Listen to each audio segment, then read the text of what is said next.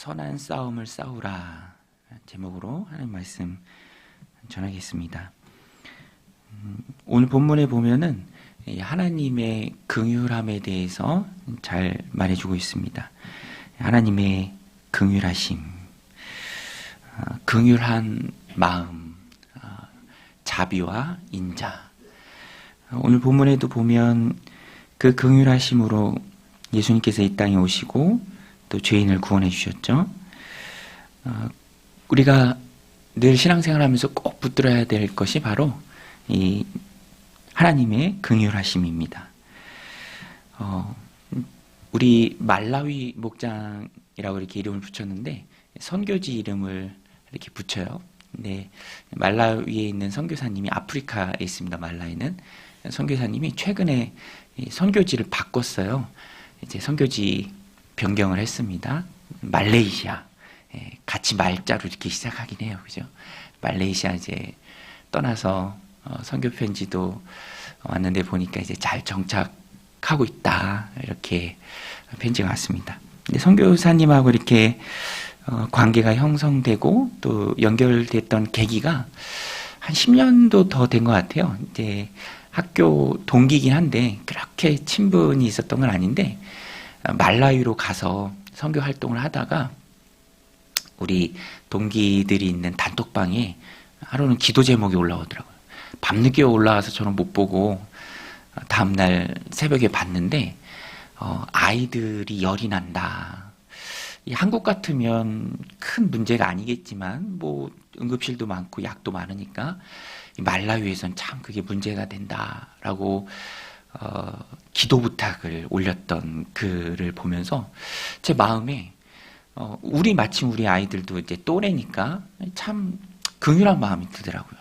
이 말라위에서 아프리카에서 선교하면서 애들이 고열에 시달릴 때 뭐 병원이 너무 머니까 응급실도 갈 수 없는 상황에서 간절한 마음에 단톡방에 기도 부탁을 하는, 기도가 간절하잖아요. 그런 모습을 보면서 이제 연결이 돼서 선교 후원도 하고 하는데 긍휼한 마음이 누구나 다 있습니다. 그런데 보면은 이런 마음이 하나님으로부터 온 마음인 것 같아요. 가엾이 여기는 마음, 긍휼한 마음. 오늘 본문에도 보면 그 긍휼한 마음의 근원이 되시는 분이 하나님이시고요. 하나님이 너무너무 이 땅을, 세상을 사랑하시고 긍휼히 여기셔서 죄인을 구원하기 위해 이 땅에 오셨죠. 바울이 이것을 진심으로 깨닫습니다. 왜냐하면 바울은요, 알지 못하고 행했을 때 오늘 바울이 고백하는 것처럼 폭행자였고 핍박자였습니다. 박해자, 비방자. 우리 13절 말씀인데요. 바울이 이것을 감사합니다. 우리 13절 말씀 같이 한번 성경 보고 읽겠습니다. 13절 시작. 내가 전에는 비방자요, 박해자요, 폭행자였으나 도리어 긍휼을 입은 것은 내가 믿지 아니할 때에 알지 못하고 행하였음이라. 또 15절에도 가서 보면 바울이 고백합니다. 미쁘다 모든 사람이 받을 만한 이 말이요 그리스도 예수께서 죄인을 구원하시려고 세상에 임하셨다 하였도다. 죄인 중에 내가 괴수니라. 죄인 중에 내가 괴수다, 으뜸이다 라는 말인데요. 여기서 나오는 바울의 고백입니다. 바울이 몰랐을 때 그가 고백한 것처럼 비방자였고 박해자였고 폭행자였습니다. 그런데 하나님의 긍휼을 입어서 이제는 사도가 되었다. 내게 맡겨주신 직분에 감사한다. 바울이 그 은혜를 온전히 깨닫고 하나님 앞에 올려드리는 귀한 감사고 그 중심에 미쁘심, 미쁘다라는 것은 신실하시다라는 뜻이거든요. 긍휼을 베푸시기에 신실하신 하나님. 그 하나님을 찬양하고 또 이 디모데 전서가 목회 서신이잖아요. 디모데가 에베소에서 목회할 때 이렇게 목회하라라고 바울이 개인에게 쓴 편지입니다. 그 고백을 하는 거예요.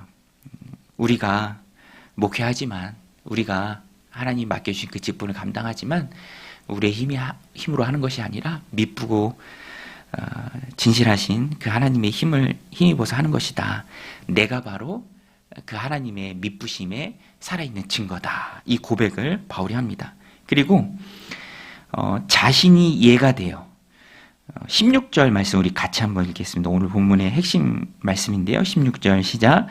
그러나 내가 긍휼을 입은 까닭은 예수 그리스도께서 내게 먼저 일체 오래 참으심을 보이사 후에 주를 믿어 영생 얻는 자들에게 본이 되게 하려 하심이라. 하나님의 긍휼이 왜 나를 향했는가? 하나님의 은혜가 왜 나를 향했는가? 내가 전에는 비방자고 박해자고 폭행자였는데, 죄인 중에 괴수였는데 왜 하나님께서 큰 은혜로 나를 구원하셨는가? 바울의 깨달음이에요. 주를 믿어 영생 얻는 자들에게 본이 되게 하려 하심이라. 이런 나도 구원받았다. 내가 전에는 이런 삶을 살았지만 이런 나도 구원하신 것이 바로 하나님의 은혜다, 사랑이다. 바울이 이것을 깨닫습니다. 우리도 그래요. 우리도 큰 상처와 아픔, 고난과 어려움을 통과할 때가 있습니다.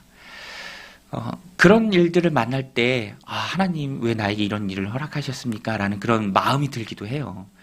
그런데 하나님의 뜻을 우리가 다 알 수는 없죠. 그런데 어떤 면에서는 이 바울의 고백이 딱 맞아요. 본이 되게 하려 함이라. 그것이 내 삶의 간증으로 쌓이고 누군가가 영생 얻는 길에 나올 때 내가 도움을 줄 수 있어요. 상처 입은 치유자라고 우리가 많이 사용하는 말 있잖아요. wounded healer. 내가 상처를 입었는데, 내가 고난을 받았는데, 내가 아픔이 있는데 지나고 오면 그것이 누군가가 예수 믿을 때 큰 도움이 됩니다. 바울이 이 고백을 하는 거예요. 내가 그 큰 하나님의 은혜를 입은 이유가 나중에 영생을 얻는 그들에게 본이 되게 하려 함이라. 도움이 되게 하려 함이라. 치유자가 되도록 하나님이 나를 세우셨다. 이것을 깨닫습니다. 저도 누구나가 다 마찬가지겠지만 그런 고백들이 있어요. 내가 겪었던 어려움, 또 그런 힘든 순간들이 시대간이 지나고 나면 똑같은 일을 겪고 있는 누군가에게 위로가 되고 힘이 됩니다. 조언을 해줄 수 있고 그 자체로서 잘 되고 있는 사람의 말은 위로가 안 돼요. 그죠? 잘 나가고 있는 사람의 말은 그렇게 또 마음에 와닿지가 않습니다. 그런데 똑같은 형편, 그것을 미리 겪은 앞서 경험한 누군가가 그 과정을 설명해주고 또 간증할 때 이렇게 통과했다라고 해줄 때 그것이 큰 위로가 되는 것이죠.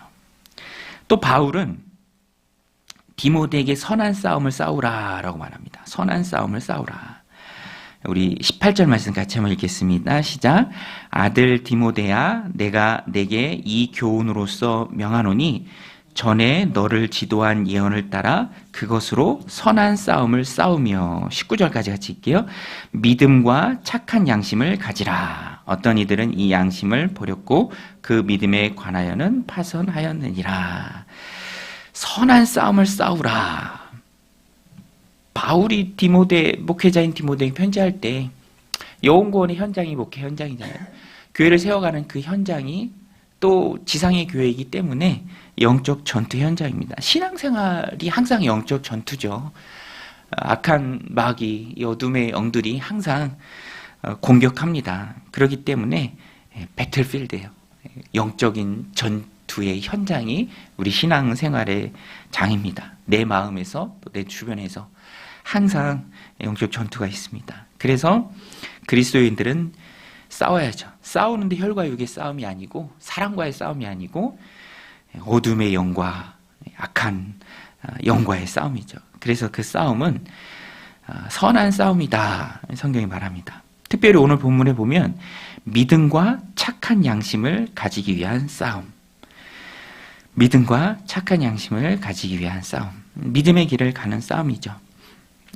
특별히 오늘 본문에 보면 이 싸움을 디모데가 싸워야 하는데 이 싸움에서 실패한 자들도 바울이 말해요. 실패한 예도 있다. 20절에 그 이름이 거론되는데 그 가운데 후메네오와 알렉산더가 있으니. 후메네오와 알렉산더. 좋은 축복의 이름으로 성경이 기록되면 좋을 텐데 여기선 그렇지 않은 예예요. 우리에게 참 두렵고 떨리는 마음을 갖게 합니다. 이 사람들이 믿음에서 완전히 떠났다라고 특정 지을 수는 없어요. 그렇지만 믿음과 선한 양심의 옳은 길을 걸어갈 때 거기서 탈선한 건 맞아요. 파선했다, 버렸다. 그래서 내가 그들을 사탄에게 내주었다라고 바울이 고백하는데요. 그것은 출교를 명하는 것 같아요. 출교. 공동체의 보호를 위해서 그들을 사탄에게 내어줬다. 출교할 수밖에 없었다. 바울의 고백입니다. 그런데 목적은 그들이 회개하고 돌아오는 것입니다. 내가 사탄에게 내어준 것은 그들로 훈계를 받아 신성을 모독하지 못하게 하려 함이라. 회개하고 돌아오도록 회개의 기회를 주기 위해서 이 공동체가 중요하다라는 것입니다. 그래서 오늘 말씀을 이렇게 보면 그 중심에 공동체가 있고요. 공동체로 하나님 불러주시니까 에클레시아는 에크와 칼레오의 합성어인데 밖으로 부르시는 거예요. 여기 이렇게 살다가 따로 신령한 믿음의 공동체를 하나님 불러주시는 거죠. 바울이 그것을 고백합니다. 은혜로 부름을 받았다.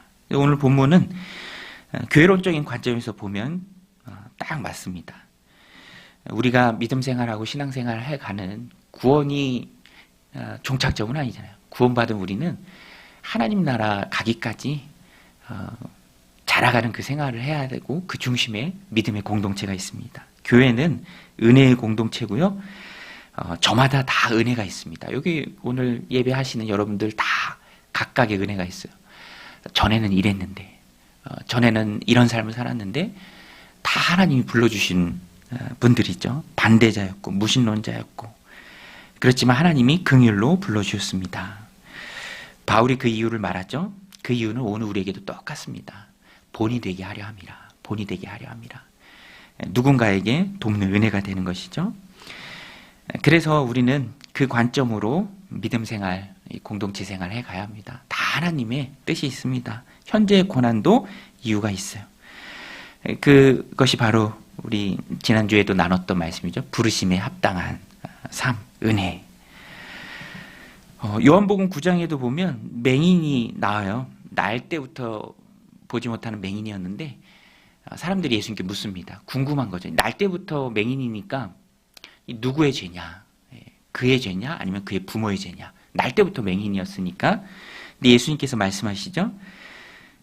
그의 죄도 아니고 부모의 죄도 아니다. 이것은 하나님의 영광을 나타내기 위함이다. 하나님의 영광을 나타내기 위함이다. 오늘 우리도 그 관점으로 우리 인생을 또 공동체 생활을 해가야 합니다. 하나님께서 우리가 다 알지 못하는 깊으신 뜻 가운데 고난을 허락하실 때가 있습니다. 바울은 그것을 깨달아요. 본이 되게 하려 합니다. 누군가에게 도움이 되게 하려 합니다. 상처 입은 치유자로서 돕기 위함이다. 그것을 깨닫죠.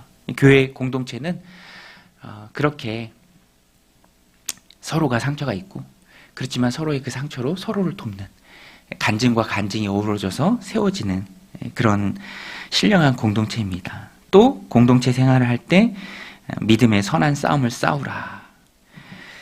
그리스도인의 힘은 믿음과 착한 양심에서 나옵니다. 거룩함에서 나와요. 여기서 파선하는 사람들도 있습니다. 오늘 분명한 예가 있죠. 후메네오와 알렉산더.